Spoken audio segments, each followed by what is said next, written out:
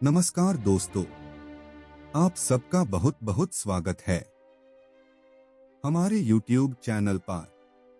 यहाँ हम stock market को बिल्कुल सिंपल और आसान हिंदी में समझते हैं। मैं हूँ अपना नाम। और वीडियो शुरू करने से पहले एक छोटी सी बात क्लियर कर देता हूँ।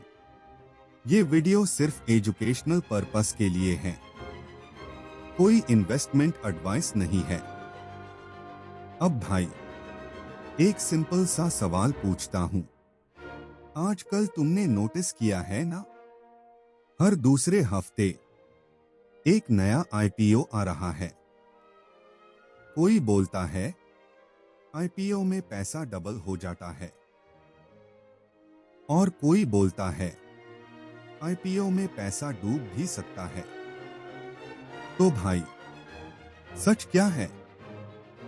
2026 में आईपीओ का इतना क्रेज क्यों है? और सही आईपीओ कैसे चूज करें? आज की वीडियो में मैं ये सब बिल्कुल क्लियर कर दूंगा। सबसे पहले समझते हैं आईपीओ होता क्या है। आईपीओ का मतलब होता है जब कोई कंपनी पहली बार पब्लिक से पैसा लेती है और अपने शेयर्स स्टॉक मार्केट में लॉन्च करती है। सिंपल शब्दों में समझो, आईपीओ मतलब कंपनी का पब्लिक से कहना, आओ मेयर बिजनेस के पार्टनर बनो। अब बात करते हैं 2026 में आईपीओ बूम क्यों आ रहा है। सबसे पहला रीजन, कंपनीज को ग्रोथ के लिए पैसा चाहिए, एक्सपांशन के लिए, न्यू टेक्नोलॉजी के लिए और न्यू मार्केट्स में जाने के लिए। दूसरा रीजन, मार्केट में लिक्विडिटी बहुत ज्यादा है, रिटेल इन्वेस्टर्स बढ़ गए हैं और सिप कल्चर स्ट्रॉन्ग हो चुका है। और तीसरा रीजन, लोग शॉर्ट टर्म लिस्टिंग गेन्स चाहते हैं। माइंडसेट होता है आईपीओ लगाओ, लिस्टिंग में बेचो। इसीलिए 2026 में आईपीओ का फ्लड देखने को मिल रहा है। अब एक बात ध्यान से सुनना, हर आईपीओ अच्छा नहीं होता। कुछ आईपीओ सिर्फ हाइप पे आते हैं, कुछ कंपनीज लॉस में होती है और कुछ प्रोमोटर्स सिर्फ अपना पैसा निकलना चाहते हैं। इसलिए बिना समझे सिर्फ आईपीओ है बोल के अप्लाई करना बहुत बड़ी गलती होती है। अब बात करते हैं सही आईपीओ चूज करने के रूल्स की। रूल नंबर 1, कंपनी प्रॉफिट में है या नहीं। अगर कंपनी पैसा कमा रही है तो ठीक है, अगर सिर्फ लॉस दिखा रही है तो सोचो। अगर तुम बिगिनर हो तो प्रॉफिट वाली कंपनी का आईपीओ हाई देखो। रूल नंबर 2, कंपनी पैसा क्यों जोड़ रही है? एक्सपांशन के लिए तो पॉजिटिव साइन है। लोन चुकाने के लिए थोड़ा केयरफुल रहना चाहिए।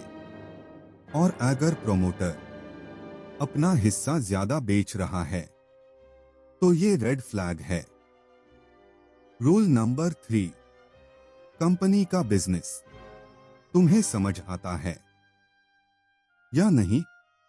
जो बिजनेस समझ ना आए उसमें पैसा मत लगा। रूल नंबर 4, सिर्फ जीएमपी के भरोसे आईपीओ में मत घुसो।